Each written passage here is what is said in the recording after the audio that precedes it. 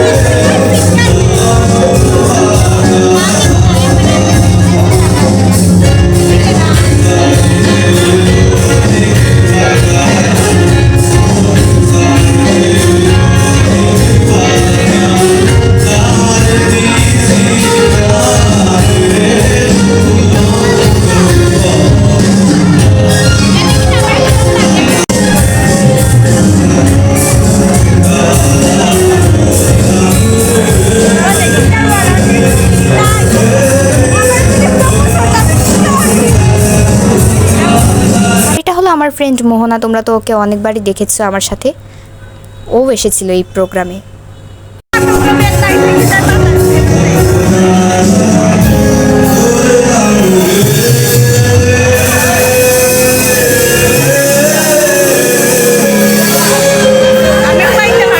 আর গানের পর শুরু হয়ে গিয়েছিল এই বাচ্চাদের নাচ। বাচ্চাদের না, সবারই নাচ। প্রথমে বাচ্চারা ওপেনিং করেছিল নাচের। চলো তোমরা দেখে নাও তাহলে।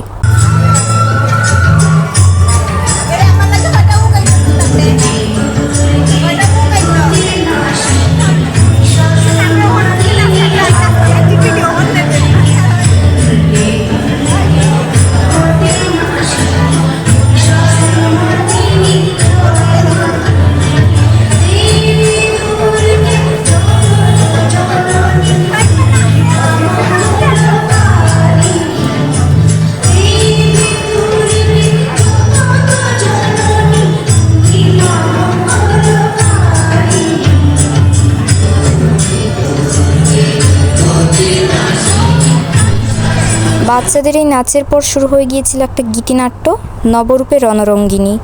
তো গীতিনাট্যটা কিন্তু খুবই সুন্দর হয়েছিল। চলো এবার তোমরা এটা দেখে নাও।